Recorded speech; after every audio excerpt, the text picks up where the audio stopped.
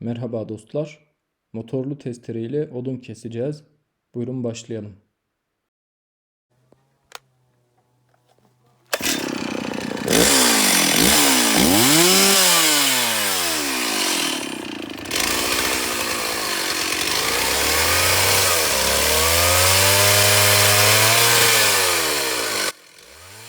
Peki bunu yaparken nelere dikkat edeceğiz? Biraz bundan bahsedeyim.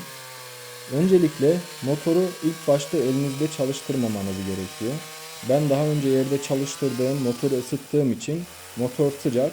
Böylece elimde çalıştırmam mümkün oldu. Yoksa elimde ilk başta çalışmazdı ya da çok zor çalışırdı. Çok fazla zorlamanın da iyi olacağını düşünmüyorum. Eğer elde çalıştıracaksanız motoru kendinize belli bir mesafede ve belli bir açıda tutmanızı tavsiye ederim. Yoksa çalıştığı anda üzerinize fırlayabilir ya da bir yerinize değip yaralanmaya yol açabilir. Odun keserken dikkat etmemiz gereken hususlardan bahsedelim. Öncelikle ayağınızı sağlam bir yere basmanız gerekiyor. Çünkü odunlar ayağınızın altında olursa eğer şekilleri yuvarlak olduğundan dolayı kayıp düşmenize, hatta motorun üzerine düşmenize neden olabilirler. Bu nedenle ayağınızı bastığınız yerin temiz olmasına özen gösterin. Özellikle bakın ayaklarım yerde benim. Her ne kadar ayaklarımın etrafında odunlar olsa da odunlara basmamaya, kesinlikle yeri takip etmeye özen gösteriyorum. Dikkat edilmesi gereken üçüncü husus, motoru belli bir mesafede tutmaktır. Motoru kontrol edebileceğiniz mesafede tutun arkadaşlar. Eğer daha yakın ya da daha uzak olursanız tehlikeli durumlar ortaya çıkabilir.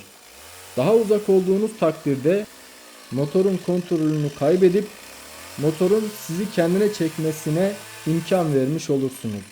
Bunun olmaması için motoru her zaman kontrol edebileceğiniz bir seviyede, uzaklıkta tutmanızda fayda var. Çünkü motorun dişleri tahtayı kesmek üzere dönerken sağlam bir yere tutunduğunda, eğer siz onu daha güçlü bir şekilde tutmuyorsanız ağacı kesmek yerine sizi kendine çekecektir. Bu durum birkaç kez başıma geldi. Bundan dolayı kesinlikle dikkatli olunması gerekiyor ve motorun kontrol edilebilir bir uzaklıkta tutulması gerekiyor.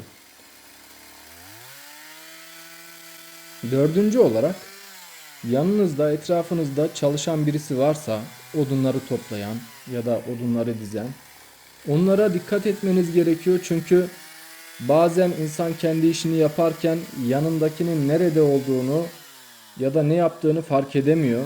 Bu tür durumlarda kesinlikle kesme ya da yaralama faaliyetleri olabilir.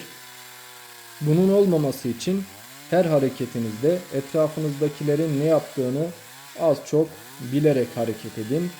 Tehlikeli sonuçlar ortaya çıkmasın. Son olarak elinizdeki aleti iyi tanıyın.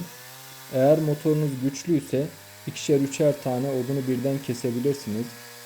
Ya da söğüt, kavak gibi daha yumuşak ağaçları kesiyorsanız biraz daha rahat davranabilirsiniz. Yani birkaç odunu birden kesebilirsiniz.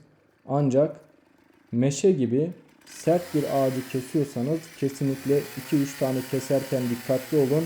Hem motor kendisine doğru sizi çekebilir hem de motorun gücü yetmediğinden dolayı motoru bozabilirsiniz.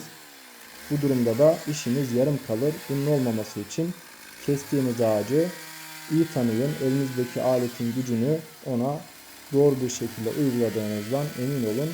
Yoksa sıkıntı çekersiniz. Zaten kesilirken alet size hangi ağacı daha kolay kestiğini, hangini daha zor kestiğini az çok belli edecektir.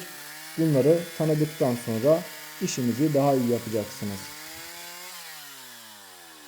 Bu hususlara dikkat ederek odun keserseniz hem daha güvenli hareket etmiş olursunuz hem de işinizi aksatmadan yerine getirmiş olursunuz. Yavaş yavaş ve sağlam hareket etmek gerekiyor. Acele etmek bu işte çok sağlıklı değil.